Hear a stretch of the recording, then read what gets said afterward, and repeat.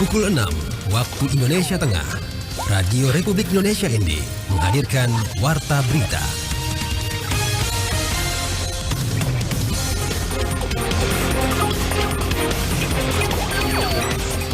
Selamat pagi saudara, Anda mendengarkan Warta Berita Daerah RRI ND edisi hari ini Kamis, tepatnya di 6 Maret 2025 dengan Sari Berita. Misa Rabu Abu umat padati Gereja Sebastian Martir Nanganesa. Bupati Nagekeo harapkan dukungan masyarakat dalam pembangunan Nagekeo ke depan. Bersama saya Leli Kara, kita ikuti segera berita selengkapnya.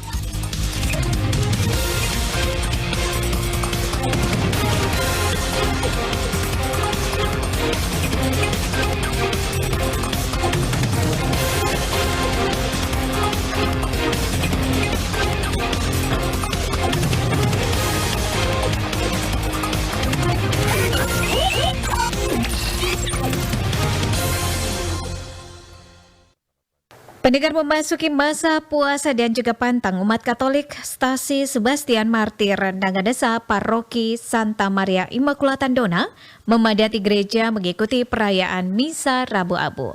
Informasi ini selengkapnya disampaikan Rovinus Wula.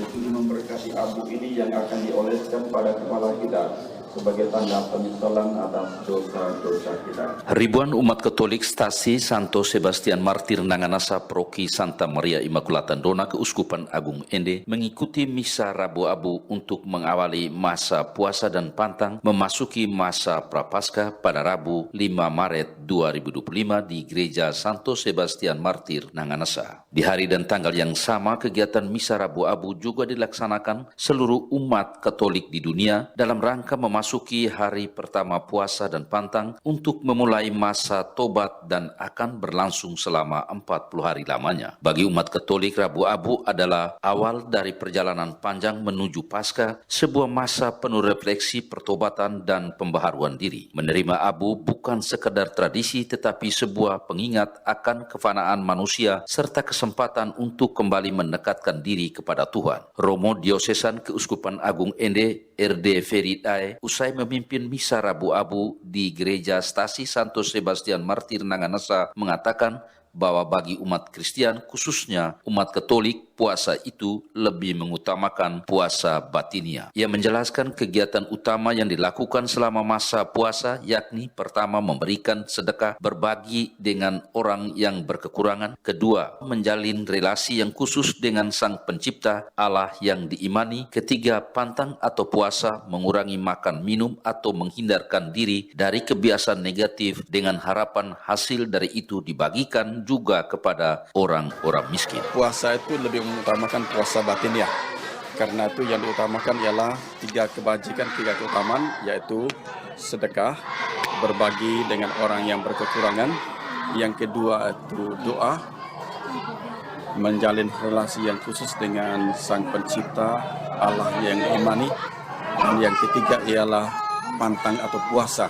Dan dengan demikian diharapkan hasil dari situ dibagikan juga kepada orang-orang miskin. Pantang dan puasa dalam agama Katolik itu bertujuan untuk berbagi dengan orang yang berkekurangan. RD Ferry mengatakan pantang dan puasa dalam agama Katolik bertujuan berbagi dengan orang yang berkekurangan. Ia menambahkan berbagi dengan sesama, khususnya orang yang berkekurangan, sejalan dengan pesan tahun jubileum, tidak hanya untuk mendapatkan rahmat belas kasih Allah bagi diri sendiri, tetapi menyalurkan rahmat itu juga kepada orang lain. RRI ND Rovinus Wula melaporkan.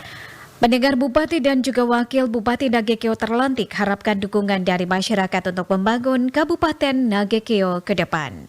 Laporan selengkapnya disampaikan Nikolaus Makumeli. Harapan tersebut disampaikan Bupati Nagekeo Simplicius Donatus atau yang akrab disapa Don Juan dalam sambutannya di hadapan ribuan masyarakat di Kota Mbai, Kabupaten Nagekeo dalam misa perutusan pada Selasa 4 Maret 2025.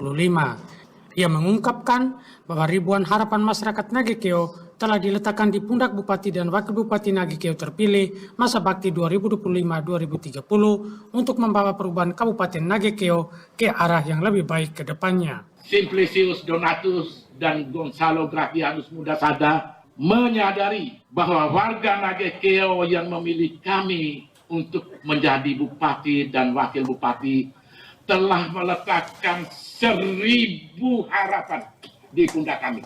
Kami menyadari bahwa suara rakyat Nagekeo adalah suara Tuhan. Karena itu keadaan mengharuskan kami dan hati nurani kami terpanggil untuk hadir di Nagekeo dengan cara yang bertanggung jawab. Saya hadir di Nagekeo bukan untuk pangkat dan bukan untuk jabatan bupati, tapi saya mau orang yang mau hadir di Nagekeo untuk bertanggung jawab dengan kemajuan dan pembangunan Nagekeo, untuk bertanggung jawab dengan kesejahteraan rakyat Nagekeo. Ini penting buat kami. Soal pangkat dan soal jabatan adalah soal regulasi, tapi ketika bicara soal bertanggung jawab, itu adalah soal panggilan hati.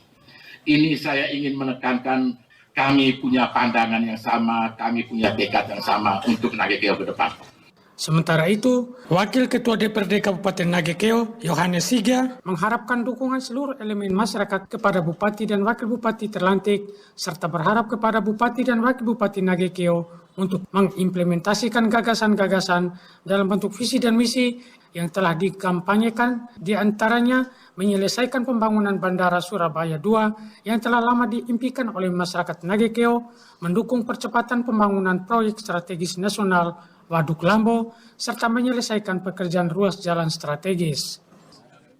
Pada kesempatan yang baik ini, saya menghimbau kepada seluruh masyarakat Nagekeo agar mampu berkonsolidasi, membangun soliditas dan optimisme di bawah kepemimpinan Bapak Bupati dan Wakil Bupati yang baru, sambil tetap mengedepankan rasionalitas dan objektivitas dalam menilai dinamika pembangunan yang akan terjadi ke depan.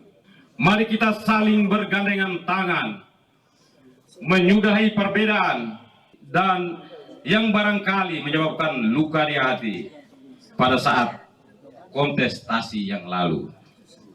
Saling merangkul sebagai sama saudara agar pembangunan di daerah ini yang sejatinya bermuara pada kesejahteraan masyarakat dapat berjalan dengan baik, efektif, dan efisien.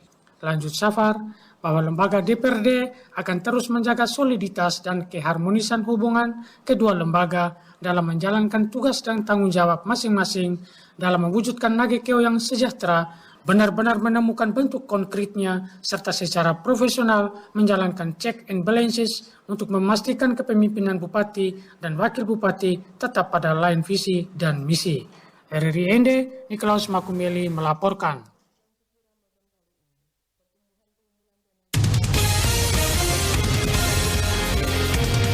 Anda sedang mendengarkan Warta Berita RRI ND. Pendengar, Dinas Pariwisata Provinsi NTT membangun sinergitas dan juga kemitraan strategis untuk memajukan pariwisata di NTT. Selengkapnya, Lady Badin melaporkan.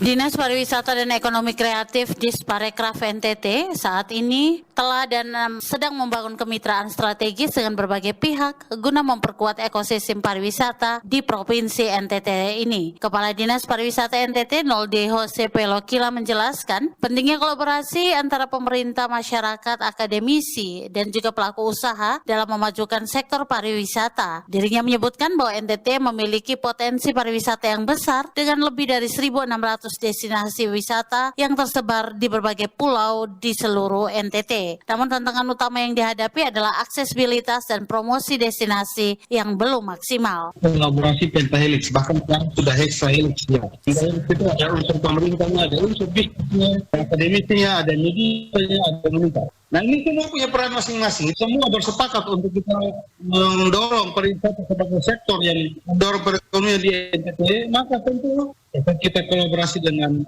perguruan tinggi, pemerintah dan seluruh stakeholder yang ada. Maka tentu ada penguatan-penguatan dalam destinasi wisata yang ada di NTT. Ini tentu akan berdampak. Noldi menjelaskan visi dari pemerintah Provinsi Nusa Tenggara Timur adalah menjadikan NTT sebagai pusat pariwisata bahari dan minat khusus yang bertaraf internasional. Selain itu, itu, sektor pariwisata diharapkan dapat menjadi penggerak utama ekonomi lokal, sehingga pihaknya siap berkolaborasi dengan berbagai pihak, termasuk media, untuk memperkenalkan destinasi wisata di NTT kepada masyarakat luas. Kemitraan strategis ini, menurut Noldi, diharapkan dapat meningkatkan jumlah wisatawan, serta memberikan dampak positif terhadap perekonomian lokal, termasuk pemberdayaan UMKM di sekitar destinasi wisata. Visi misi Bapak Gubernur dan Wakil Gubernur Nusa Tenggara Timur 2020-2030, visi kita adalah NTT maju, sehat, cerdas, sejahtera, dan berkelanjutan. Dari visi itu diturunkan pada misi-misi dan program prioritas. Nah, saat ini kita punya 10 program prioritas yang disebut dengan dasar cita,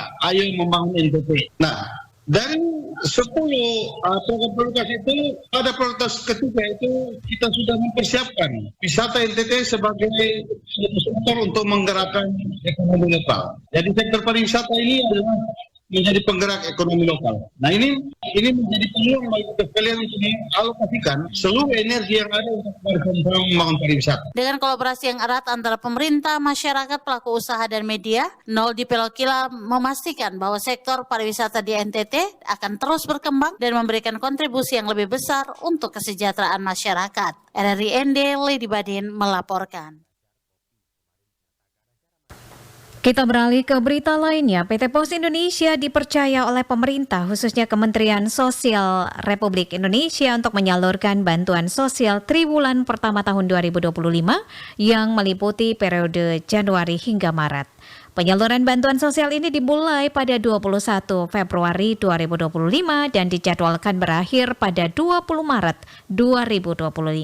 Selengkapnya, Suima melaporkan.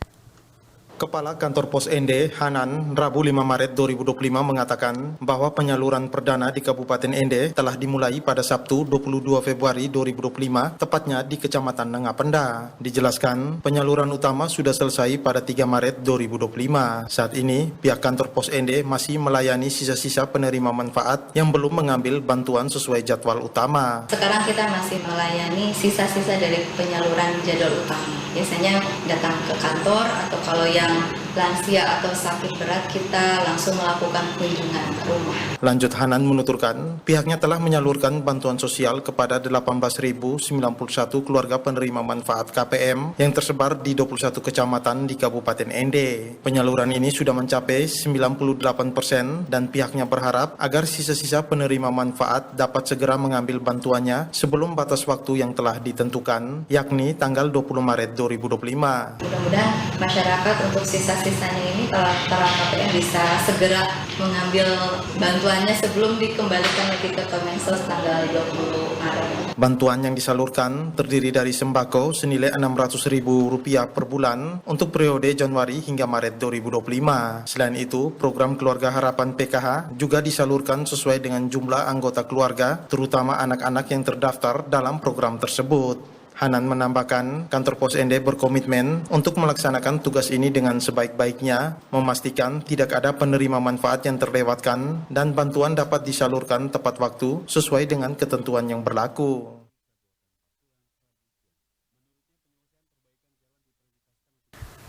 PT Pelni Cabang Labuan Bajo wajibkan pembelian tiket melalui aplikasi Pelni Mobile. Selengkapnya, Pi Wahab melaporkan. Fokus utama dari penerapan Pelni Mobile dalam melakukan pembelian tiket kapal Pelni ini merupakan wujud transformasi dari PT Pelni untuk mendayagunakan produk dari inovasi digital. PT Pelayanan Nasional Indonesia atau Pelni Persero Cabang Labuan Bajo, Manggarai Barat, Nusa Tenggara Timur mewajibkan seluruh calon penumpang pengguna jasa PT Pelni untuk melakukan pembelian tiket menggunakan aplikasi Pelni Mobile. Hal ini tentu untuk memudahkan calon penumpang melakukan pemesanan tiket di mana saja dan kapan saja untuk semua rute pelayanan Pelni seluruh Indonesia. Hal ini dikatakan langsung Kepala Cabang PT Pelni Persero Labuan Bajo, Benny Marganda Sinaga kepada RRI. Fokus utama dari penerapan Pelni Mobile dalam melakukan pembelian tiket kapal Pelni ini merupakan wujud transformasi dari PT Pelni untuk mendayagunakan produk dari inovasi digital. Aplikasi Pelni Mobile ini dapat memberikan sentuhan kemudahan bagi calon penumpang dalam menentukan rencana perjalanan sesuai kebutuhan. Dan di sisi lain, kita juga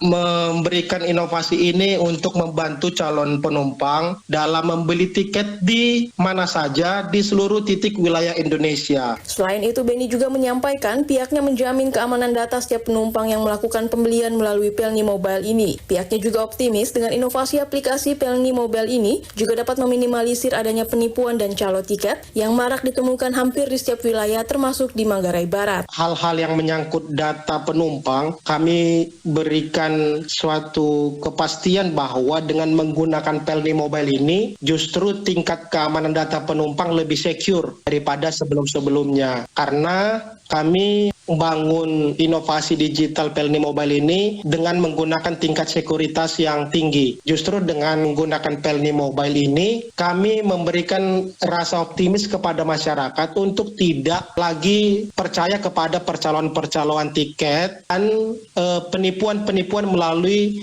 penjualan tiket Facebook, Instagram, dan lain-lainnya. Adapun dengan adanya inovasi aplikasi Pelni Mobile, selain dapat memudahkan penumpang dalam melakukan pembelian tiket, juga membuat para calon penumpang lebih menghemat waktu dan biaya, tanpa harus melakukan pembelian ke loket cabang PT Pelni yang tersedia. Cabang PT Pelni Persero Labuan Bajo juga mendorong agar penggunaan aplikasi ini terus meningkat, khususnya di Kabupaten Manggarai Barat. Dari Labuan Bajo, Epi Wahab melaporkan.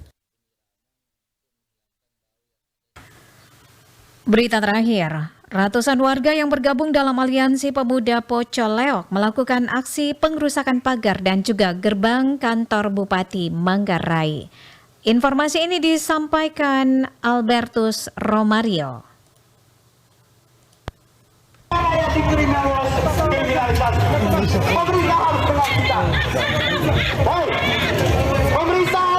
Beginilah aksi para pendemo yang bergabung dalam Aliansi Pemuda Pocoleok pada Senin 3 Maret 2025. Mereka melakukan pengerusakan pagar dan gerbang kantor Bupati usai melakukan sesi dialog dengan Bupati Manggarai, Heribertus G. Nabit. Dalam sesi dialog tersebut, mereka mengatakan bahwa pemerintah Manggarai sudah melakukan pelecehan dengan mengorbankan adat masyarakat di Pocoleok demi investasi listrik ke kabupaten lain. Untuk kebutuhan listrik masyarakat Manggarai, tetapi mengorbankan masyarakat yang ada di Pocoleok.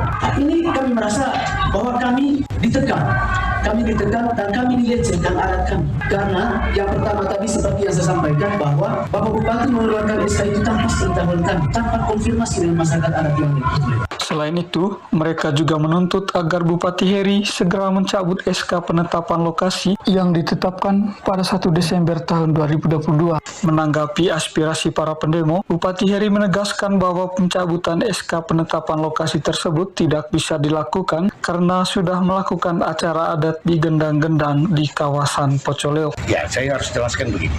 Proses padlock itu adalah saya ini meneruskan proses yang sudah dimulai pada tahun 2017. Ya. Tanpa sebuah alasan yang kuat, saya tidak bisa menghentikan itu prosesnya. Karena itu di ujung proses ini adalah menandatangani SK padlock yang proses sudah dimulai. Saya tidak punya alasan yang kuat untuk membatalkan. Ya. Kenapa tidak punya alasan yang kuat? Karena sudah dilaksanakan kegiatan tabi gendang di gendang-gendang yang ada di kawasan Pocoleok. Ya. Mungkin kalau pada saat itu ada penolakan-penolakan, itu kita akan pertimbangkan kembali. Tetapi pada saat itu tidak ada penolakan-penolakan di gendang-gendang yang kita lakukan sosialisasinya.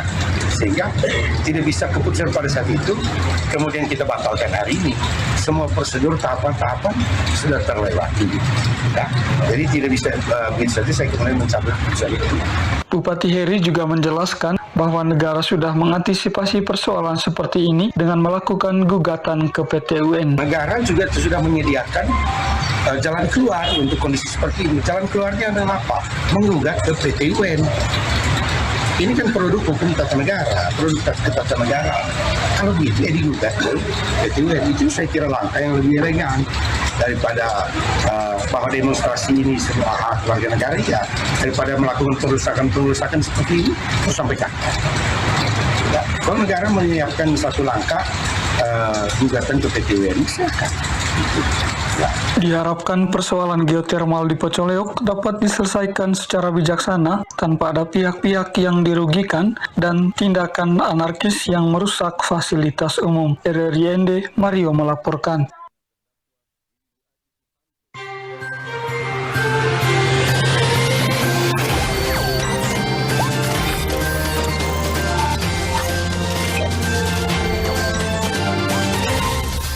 Terima kasih Anda telah mengikuti Warta Berita RRI ND.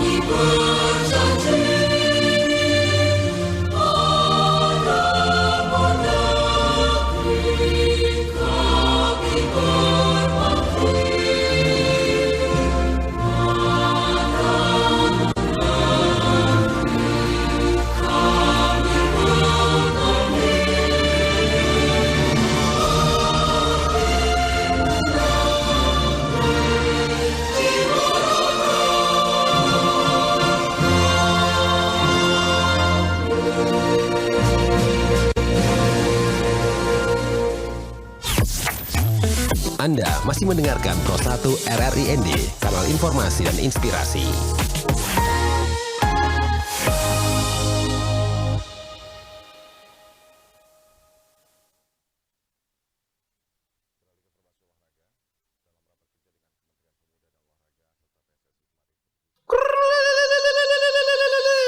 Soka Sele.